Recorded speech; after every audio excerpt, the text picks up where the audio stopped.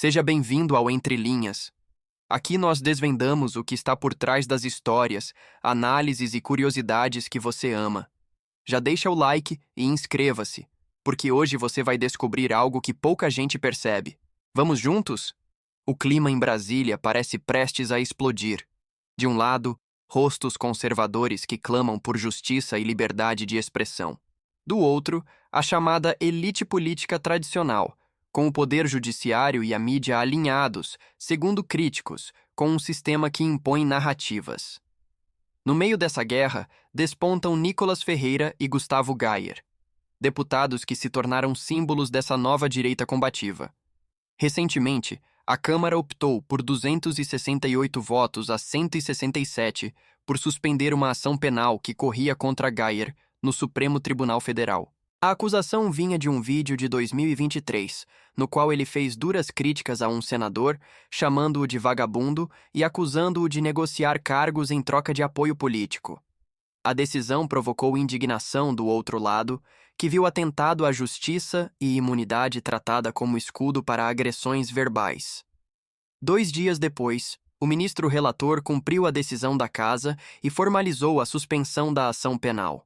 Para aliados, era a vitória da imunidade parlamentar e do direito de expressão. Para críticos, um tapa na Constituição e um incentivo à impunidade. No plenário, Gayer sorriu. Ao lado dele, Nicolas Ferreira comemorou publicamente, fez questão de reforçar que, segundo ele, a votação significava a defesa da Constituição e o reconhecimento de que não existe crime de opinião. Mas a polêmica não começou agora. Nicolas já respondia por condenações judiciais. Em 2025, ele foi condenado a pagar 200 mil reais por danos morais coletivos em razão de um discurso na Câmara, no Dia Internacional da Mulher, considerado transfóbico. No discurso, usou peruca e se referiu de forma ofensiva à identidade de gênero de pessoas trans. A justiça entendeu que passou dos limites da liberdade de expressão. Mesmo assim, para uma ala significativa da direita, Nicolas permanece como voz da verdade. Um parlamentar eleito com ampla votação, que ousa questionar o sistema sem medo. Muitos de seus simpatizantes interpretam as condenações como perseguição. A suspensão da ação penal contra Gayer reacendeu um debate delicado, a da imunidade parlamentar. Segundo a Constituição, deputados e senadores são invioláveis por suas opiniões, palavras e votos, o que dá a eles ampla margem de manobra para se expressar. Quando usada em casos controversos, porém, essa proteção se transforma em escudo. Defensores dizem que é essencial para garantir liberdade de expressão e evitar perseguições políticas. Foi esse o argumento usado por Nicolas durante o voto, contra o que classificou como uma tentativa de calar a direita. Mas críticos apontam: se ofensas, calúnias e difamações são consideradas crimes em outras circunstâncias, por que um parlamentar ficaria isento simplesmente por ter mandato? Para muitos, essa prerrogativa vem sendo usada para legitimar agressões verbais e discurso de ódio com aparente impunidade.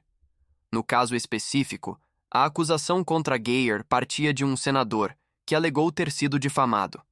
A defesa argumentou que o conteúdo era crítica genérica e que a imunidade devia ser respeitada, tese que venceu no plenário. Isso gera um dilema.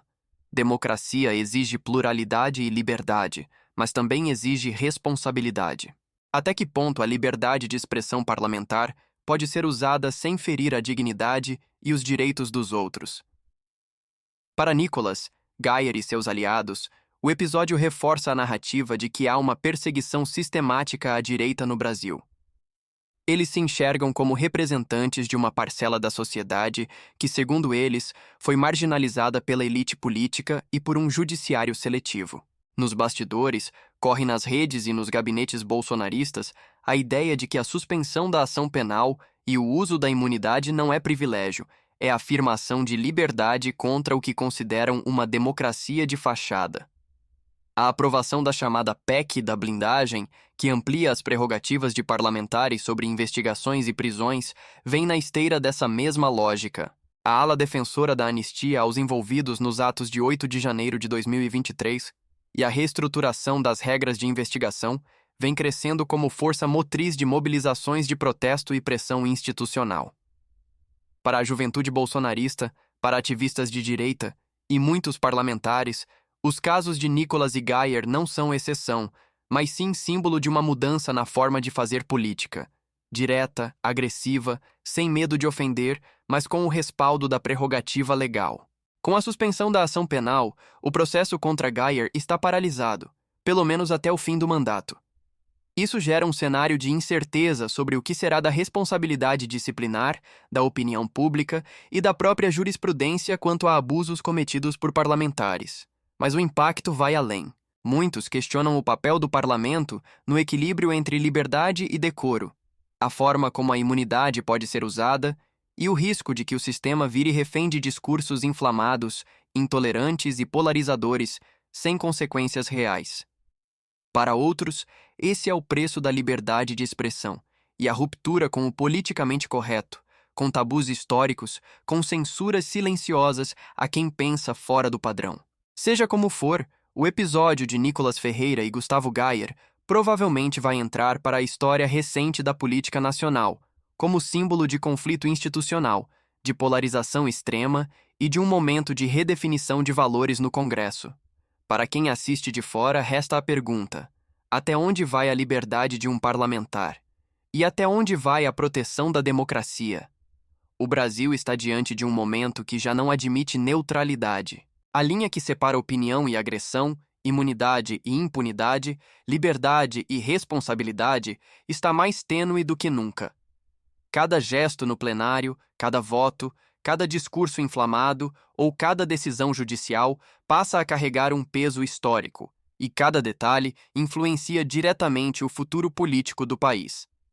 Nicolas Ferreira e Gustavo Geyer, goste ou não deles, se tornaram peças centrais desse novo xadrez. Para milhões, são guerreiros contra um sistema que nunca aceitou vozes dissonantes. Para outros, são catalisadores de uma degradação do debate público e símbolos de uma política feita à base de choque e hostilidade.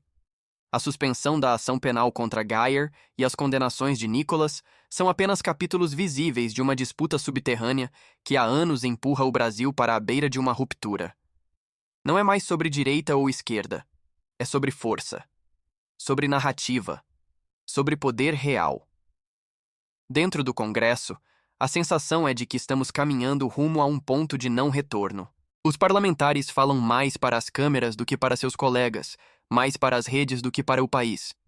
E as redes, por sua vez, transformam cada fala em munição, seja para atacar, seja para venerar. Nenhum lado parece disposto a recuar. Do lado conservador, cresce a convicção de que a justiça está sendo usada como arma política e que a única defesa possível é ampliar prerrogativas e blindagens. Do outro lado, forma-se uma corrente que vê esse movimento como ameaça direta ao Estado democrático e um convite ao caos institucional. O Brasil observa. O mundo observa. E a pergunta que ecoa, incômoda, urgente, inevitável, é uma só. O que acontece quando a política ultrapassa os limites e nenhum dos lados aceita perder? Quando as palavras deixam de ser apenas palavras e se tornam gatilhos? Quando a imunidade vira escudo? Quando a justiça é vista como inimiga? Quando a democracia se transforma em campo de batalha? O futuro está em disputa. O resultado ainda é incógnita. Mas uma coisa já está clara. O país está mudando e ninguém sairá ileso dessa transformação. Obrigado por assistir até aqui. Se esse conteúdo do Entre Linhas fez você pensar além, deixe o like, inscreva-se e compartilhe. Vamos crescer essa comunidade que ama ver o que acontece por trás das palavras e das histórias.